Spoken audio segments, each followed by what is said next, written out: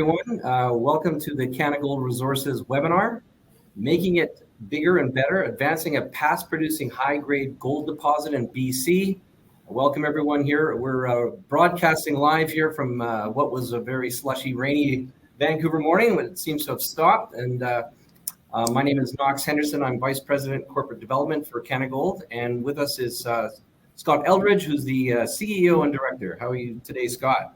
Excellent. Thanks, Knox. Great. So we're going to give a kind of a summary of 2021, and we're going to look into 2022. And then we're also going to cover our theme today, making it bigger and better. And we'll get into all of that as well. So for those attending, if you have any questions, you just click on the Q&A button and enter your question at any time. I'll cover off all of the questions at the very end of the presentation. So with that, Scott, if you've got your screen up, and maybe kind of remind everybody, what Canagold is, what our assets are, and where we're headed. Excellent. Well, thanks for the introduction, Knox, and thank you to Cam and Bianca and the 6ix team. It's been a great year working with you guys. So just to start off, Canagold, obviously a public company, and we're under the category of a junior gold explorer and developer. And we're 100% focused on our flagship asset, which is right here in our home province of British Columbia. So we'll spend most of our time today chatting about the work that we've conducted at New Polaris during 2021. So throughout the presentation here, we may be making some forward-looking statements. So I'll direct your attention here to our standard cautionary note. So let's start off with the investor highlights. For the audience that probably has followed our story for a while, you would be familiar with a series of events that we announced in August 2020, which we collectively call the rebirth of the company. So those changes included a name change from Canark to Canagold, and that was to further reflect our corporate level strategy to draw our attention back to Canada, whereas in the past the company had worked in Canada, the US, Mexico, and even other parts of the world, but we just wanted to make it a much clearer, simpler story for our shareholders. We brought on a new director, Andrew Bowring. We brought on a new VP of Exploration, Troy Gill. We also had a 5-for-1 share consolidation that helped facilitate a financing, which we wound up closing $8.4 million last summer, and use of proceeds were obviously to drill at New Polaris, and we'll tell you all about that today. New Polaris itself does have 1 million ounce Ni 43-101 resource on it, and we have a very robust PEA wrapped around that. We'll chat more about that today. And as many people know, British Columbia is one of the best mining jurisdictions in the world. We're seeing increased M&A here, particularly from foreign mining companies, and it's a pleasure for us to work right here in our home province. So let's talk about a snapshot of our public company information. So we do have 3 listings. Our main listing is Big Board TSX under the ticker CCM. And then we have secondary listings, OTCQB in the US, as well as Frankfurt over in Germany. We currently have about 82 million shares outstanding. The 11.5 million warrants are associated with the financing that we did in August 2020. And we've currently been trading in a range of sort of 40 to 45 cents. So that puts our market cap in that sort of 35 to 40 million Canadian category. And we recently closed a flow-through financing done at 50 cents with no warrant. That was for $5 million, and use of proceeds being flow through is, of course, we'll drill further at New Polaris, and we'll talk about that as we proceed through the slides here today. So starting off with the management and the board, my background, I've been in the metals and mining industry for 12 years. Prior to that, I worked in insurance. I decided to go back to school and re-educate myself, and that helped catapult me into the mining space. I started off as an equity buy-side analyst for a German precious metals equity fund. From there, I went on to run my own merchant banking firm, sourcing European capital for Canadian mining companies. And I've now been on the issuer side of the business for the last 5 years, and I've held the position of CEO here with Canagold for the last 3 years. I was invited into the opportunity by our founder and chairman, Brad Cook. That is a name that many people know. Brad is the founder of Canagold. He's also the founder of Endeavor Silver. They operate silver mines in Mexico. I had a pre-existing relationship with Brad, and that's why he invited me in to join the team here and lead some changes. So I'm obviously have a financial background, but I am surrounded by a very strong technical team, a team of doers with plenty of achievements behind their names here in the mining space. That's led by our president and COO, Gary Biles. Gary's a mining engineer, mine builder, mine operator. He's done it 4 times. The most notable project on the list is Eskay Creek, where he was part of the build and then mine manager for Homestake before they were taken over. Knox, who gave the introduction there, and many people know him, he joined us about 6 months ago. Prior to that, he was working with Kodiak Copper and Great Bear. And I'll just say a really quick congratulations to Knox and the Great Bear team for recently announcing that they're selling that project for almost $2 billion. So hats off to the team there. Troy Gill is our new VP of Exploration. Troy hails from Rio Tinto. He's Australian. He spent 15 years with Rio. He twice won their internal award for Discovery of the Year. And prior to Rio, Troy worked at Peak Gold Mines in Australia, which was an operating underground gold mine. So it is rare to see an exploration geologist that also has production experience. So Troy's been a very welcome addition to the team. And then rounding off the management is Philip Yee, chartered accountant. He's our CFO. So moving over to the board, independent directors include Deepak Malhotra. He's a PhD metallurgist. Martin Burion is a chartered accountant, chartered business valuationist. The newest addition to our board is Andrew Bowring. He's a mining entrepreneur, specializes on the capital market side of things. That's a name that probably a lot of people are aware of. His most recent success stories include Millennial Lithium, Prime Mining, and American Lithium. And then, of course, Brad and myself rounding off the board. So let's move over to the project side of things. So we do hold a portfolio of exploration and development projects in BC as well as Nevada. However, we do spend 100% of our time at New Polaris. And given that we do have a portfolio of projects, if we're not spending money on these projects, we do look to option them out to other companies to create value for our shareholders. And collectively, this portfolio, in terms of the money that it brings in from optioning properties out, it does pay our corporate level G&A. So therefore, every dollar that we raise within Canagold goes directly into the ground to move New Polaris forward. So let's talk about a history, the brief history on New Polaris. So this is a brownfield site, so it does enjoy many benefits of being a past producer. The previous production here took place during the 30s and 40s, and they were mining, although underground, fairly close to surface at a diluted grade of 10 grams. And during the history, they recovered about 250,000 ounces of gold in the form of a concentrate, and they would barge the concentrate out to a smelter down south in Washington state. So fast forward to today, what do we have? All NI 43-101, 1 million ounces. It's also at 10 grams. That's our diluted grade. There's a 20% mining dilution rate already factored in there. And we run a PEA on it at $1,500 gold, needless to say, significantly below the current spot price. And the numbers speak for themselves. This is a very, very robust project. I always like to look at the after-tax numbers. The IRR hits 56%. The NPV is over 300 million Canadian. And it has a very quick after-tax payback of less than 2 years. So we've made some slight modifications to the project, including the size and scale as compared to the past production.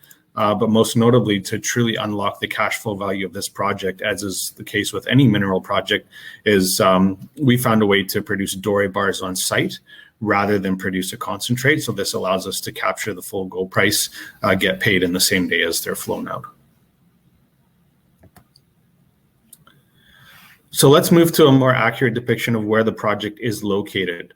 So we're in the northwestern corner of British Columbia, in proximity to Juneau, the capital of Alaska, which is actually named after a mining prospector. And then the closest town on the BC side is Atlin. So we typically mobilize the project in and out of Atlin. Either way, you can get there in a small fixed-wing aircraft or a helicopter in just under an hour. So yes, it is remote. It's off-grid. There's no road access. There's no power, but it is extremely accessible given our proximity to some of the towns and cities in the area. And this is a very mining-friendly jurisdiction. It's been this way for decades. There was a gold rush here during the Klondike area. And we're also surrounded by a number of operating mines. The most notable comp or most accurate comp would probably be the Kensington Mine, which is run by Core Mining. It's also a mesothermal system. But interestingly, their grade is 6 grams, whereas ours is 10. And we always look at their quarterly reports just to make sure everything we're looking at on the costing side is accurate, and it certainly is as we look at Kensington. So we own this property 100%. We own the surface rights. We own the mineral rights. We sit on Crown grants, which is the equivalent of patented mining claims in the US. And at a very basic discussion on geology, this is a mesothermal gold vein system, as is the case with Kensington. These are very common in the Red Lake camp of Ontario, and we'll talk about some analogous deposits over in Red Lake as we move forward here. So moving on to our resource table, as I said earlier, we have about 1 million ounces in combined categories. Our tonnage and ounces are split about 50-50 between indicated and inferred. And again, I'll point out the grades you can see here, the 10.8 gram per ton indicated and the 10.2 gram per ton inferred. These already have a 20% mining dilution rate factored in. So this does indeed reflect head grade to the mill. So the drilling that we've been doing that we commenced in May, since May, we've had 2 rigs on the site. We're drilling about 47 holes, which is coming towards a completion of about 24,000 meters. That drilling has been primarily focused on infill drilling the inferred, where we need to tighten the spacings from about 40 down to approximately 22 meters to galvanize the inferred and move it up category. But also with this drilling, there is a secondary purpose where we're essentially looking for more ounces, and those can come in the form of parallel veins or on echelon veins, in addition to the down plunge extension of the C-West main vein, which hosts the bulk of the 1 million ounces. Yeah, thanks for that, setting the stage there, Scott. I guess we're just wrapping up the 24,000 meters of drilling this year, and Troy's still up there in near Atlin, where our project is, and we're drilling throughout winter. So let's talk a bit about sort of the results of 2021 before we get into 2022. So maybe let's wrap up this year and give everyone a good picture moving forward. Yeah, absolutely, Knox. So here you can see a lovely picture of Troy up at site. This was taken in the summer. You can tell. He's generally not an excitable guy, but we couldn't wipe the smile off his face here as he's holding a 50 gram per ton sample over almost a meter. So this high grade intercept is reflective of the results that we've been getting from our infill drilling, which were as expected, but the results have been amazing in the sense that, yes, it is confirmatory drilling to move inferred up category, but we've also seen some pleasant surprises along the way with this drilling. More under the category of resource expansion, we've had a hole with no surrounding resources in a parallel vein hit 17 grams over 8.4 meters as a part of this program. So as we're infill drilling, we're also seeing opportunities for resource expansion. So there is a chance here that our 1 million ounces could certainly get bigger. Yeah, I think that intercept in itself made Canada's top 10 list last month in terms of high grade gold in Canada.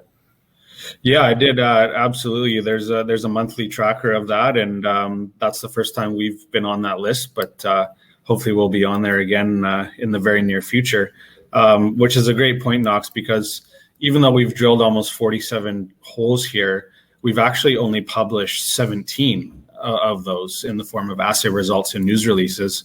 And everyone is familiar that the assay labs are extremely backed up this time of year.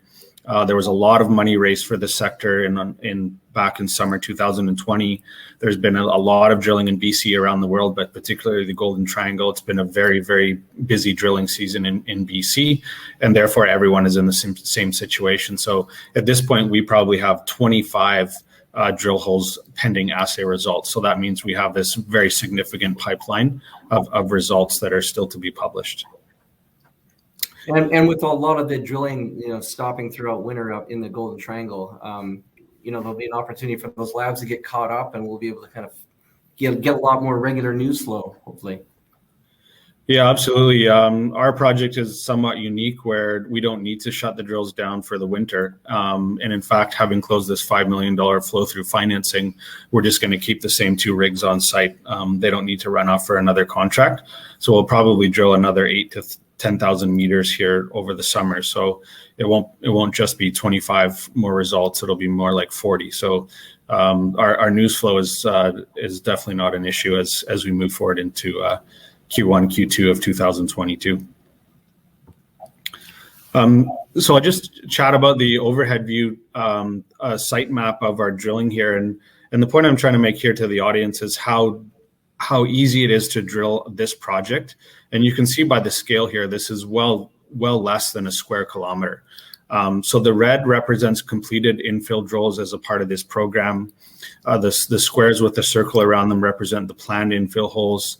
And then the purple circles represent previous drilling.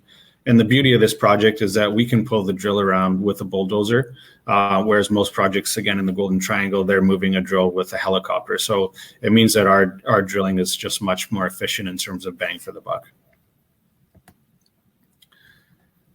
So let's move along to a cross section. These are results that are under the category of infill holes. And these results were the first results that we put out from the drilling that we started in May. And these were released, I believe, on July the 6th. So the black holes being drilled from surface represent previous drilling. And then the red, represents the new holes.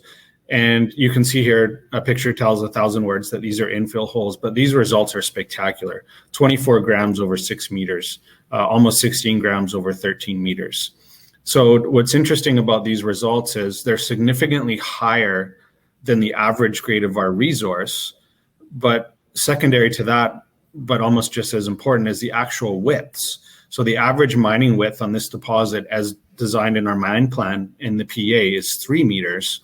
But here you can see that we're intercepting widths that are significantly longer than that. So these are sort of pleasant surprises that we're seeing along the way here with this drill program.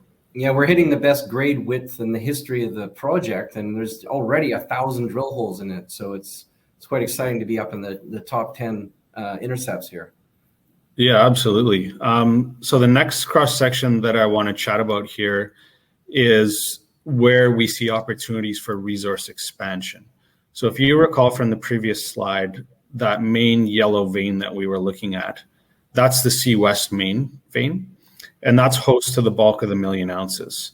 And sitting slightly above that, there's 2 other parallel veins named the C9 and the C10 vein that, yes, we knew they were there. And yes, they had previous high-grade intercepts in them, but there was never enough drilling. There wasn't a density of drilling to have a resource there. But as we're infill drilling on the C-West main vein, we're seeing intercepts now that have pierced through the C9 and the C10 with significant grade over widths. That actually marks a new chapter. It's an adjustment to our narrative. It's not just infill drilling. This is actually under the category of resource expansion, where if you look at one of the results in the C10 vein, the 17 grams over 8.4 meters, and another one, 11 grams over 17 meters, these would probably fall on the top 20 list for the project during its history. So needless to say, these results are really getting us excited to hopefully get some more assay results back in Q1. So I'll move along here to a 2D image of the ore body. So you can see the density of the drilling here from surface. And the upper left brown area represents the old workings where the old timers were mining again back in the 30s and 40s, where they recovered their 250,000 ounces. And then the large yellow area, this represents the C-West main vein, host to the 1 million ounces. And what we've really been focused on with this infill portion of the drilling is infilling sort of from the 400 to 600 meter level. And basically the split between the indicated and inferred here is based on depth. So the top half would be indicated and the bottom half would be inferred. And if we look to the bottom right blue area, the light blue area, this is not resource, but it's our interpretation of the potential down plunge extension of the C-West main vein. So in these mesothermal systems, there's often pleasant surprises in the terms of parallel veins, but also the down plunge extension of some of the main veins. So as a part of this program, we've sunk 2 deeper holes going into sort of the 800 to 900 meter level into the C-West main to test if it's there. It's sort of a proof of concept type program. The holes are complete, but we just don't have the assay results back yet. Yeah, I really like this image because it really does show the whole picture. And having said that, let's talk a bit about 2022 and the year ahead of us. And let's talk of the big picture of what we plan to do with this asset in resource expansion and obviously in mine development. Yeah, absolutely, Knox. So as I said earlier, we're planning to keep the same 2 rigs on site. We have a fully staffed 20-person exploration camp. They'll take a bit of a break for the holidays, but everybody will be back at it in early January. And we'll just roll into another drill program, which would be about 8,000 to 10,000 meters. That would go through to January, February type timeframe. And then what we'd be looking at is a resource update for the project. And our goal is to move as much of the inferred up category as possible, in addition to some potential new zones, as was illustrated in those parallel veins.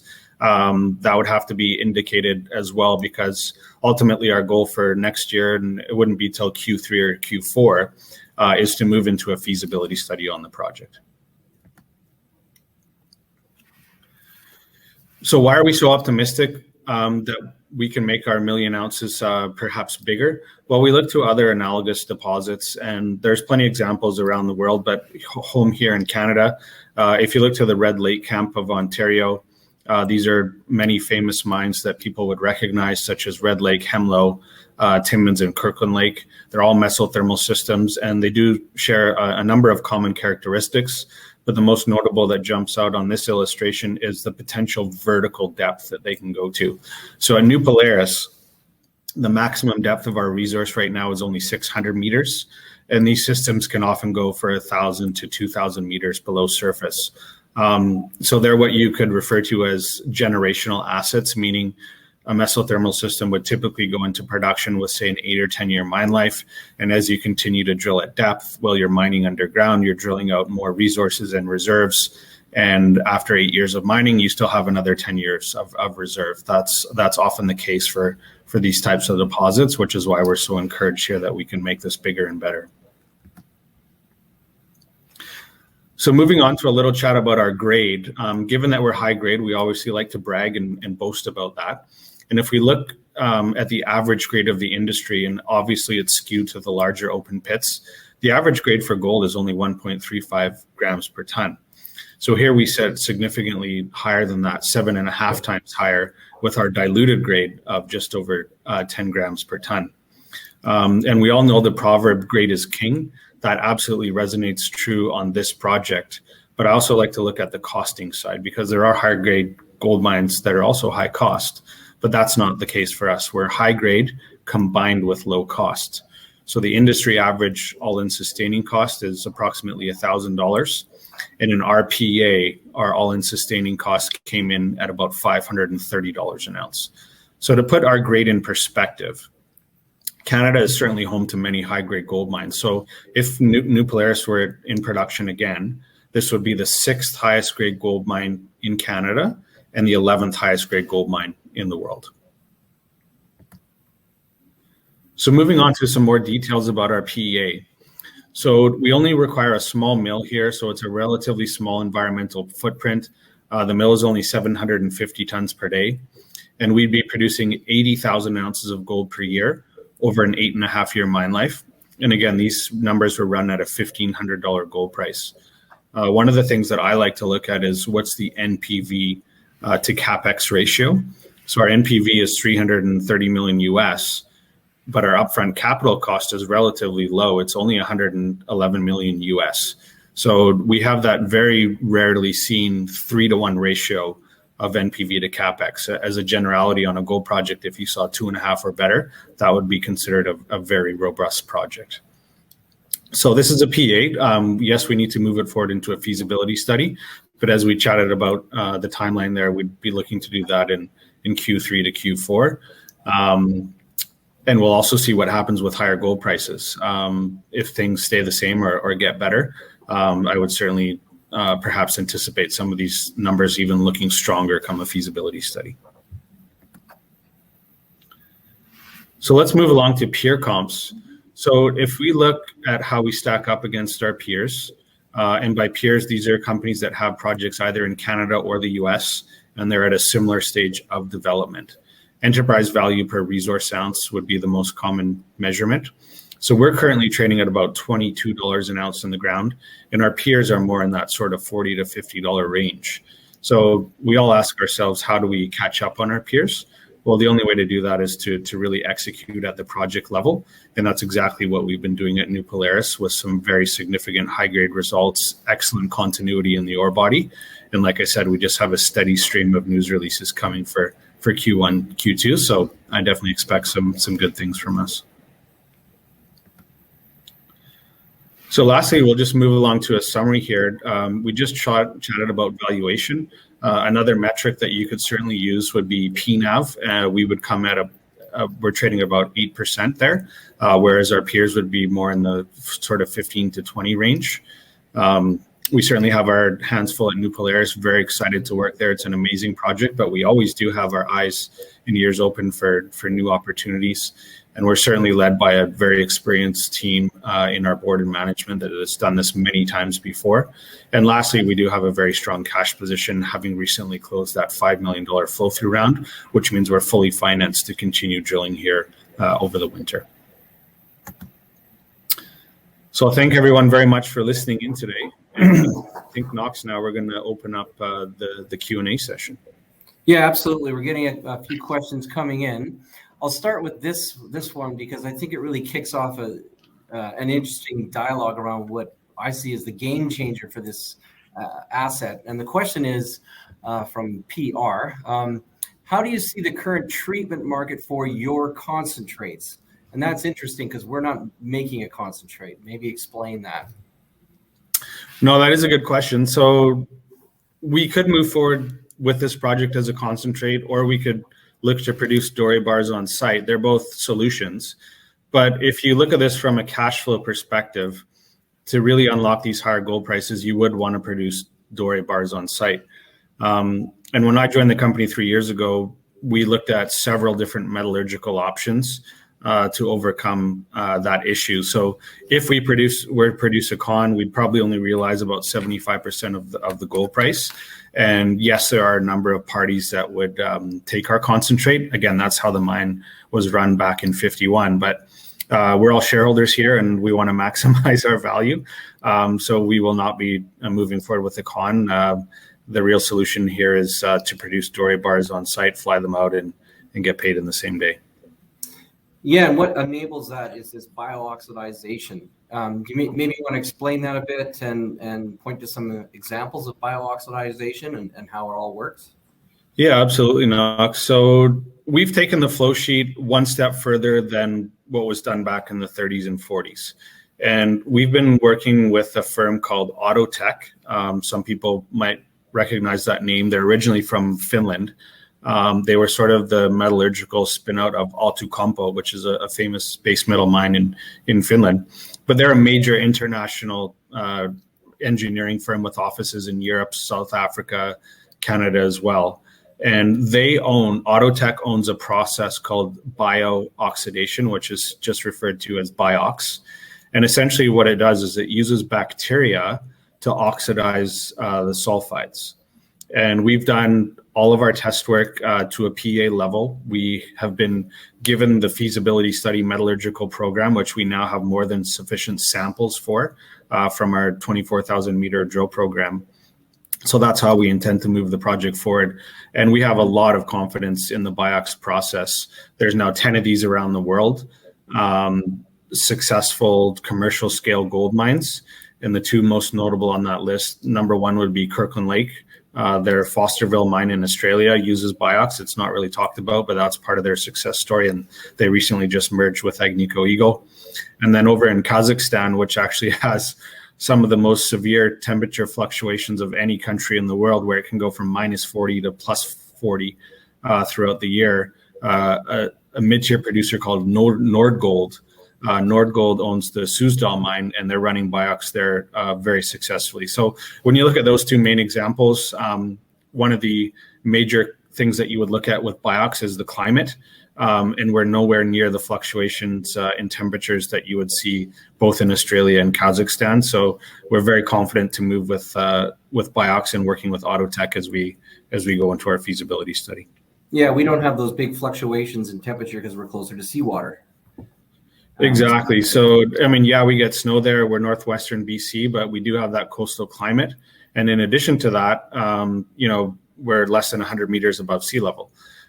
So sure, it's cold, and yes, we get snow, but it's not minus 40. A cold winter day would be minus 10, and a hot summer day would be 25. So we're well within that minus 40 to plus 40 range that you'd want to be comfortable to operate a BIOX. Yeah, and I'm looking at this list that we have for BIOX, and it's all around the world: in South Africa, Brazil, Australia, Ghana, Peru, Kazakhstan, China. So it's been around it's been used for over a decade or so. So we're quite confident in it. Yeah, I mean, people like to use the word technology, but this is not a technology. It's a proven process.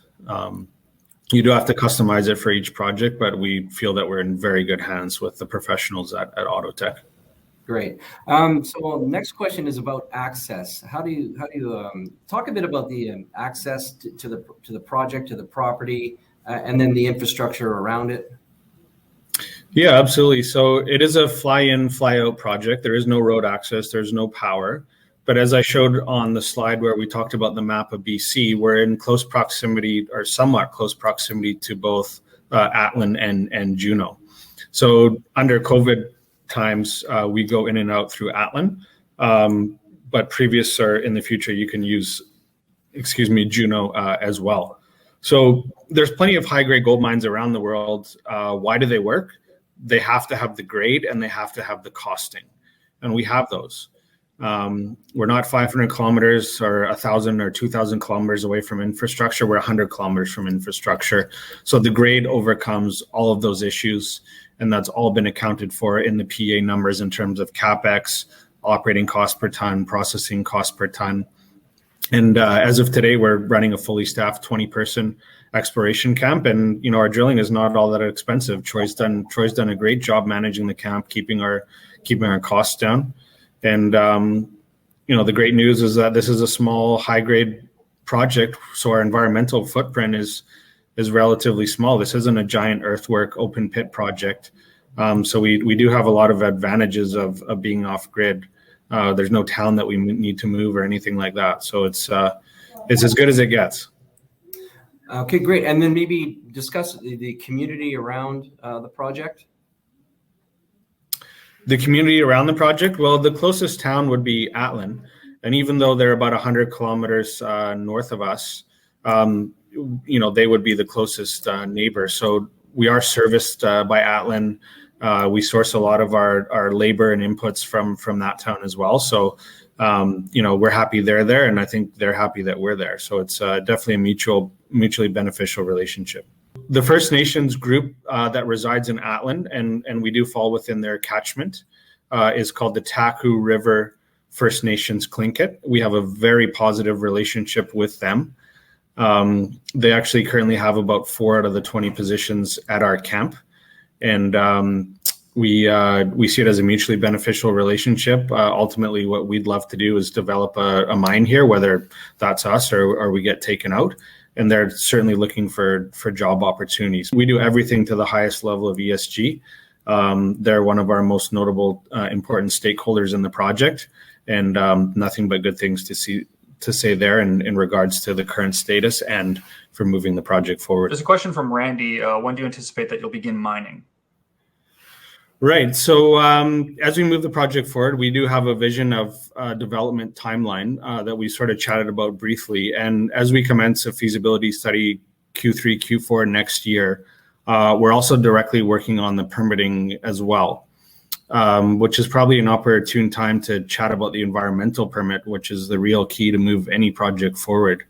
And as of December 31st, which is 2 weeks away, we will have completed our full 3 years of environmental baseline information gathering.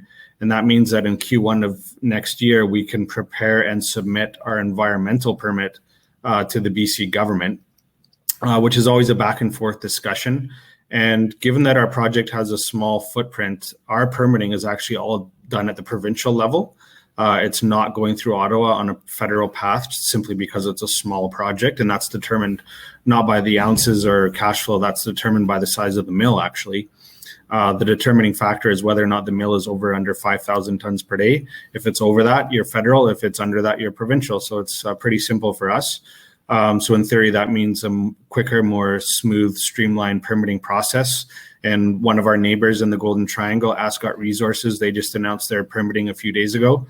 So that's a great example of a peer company that got through the process. So we're very optimistic and positive that we'll get there as well. We're checking all the boxes as we move forward.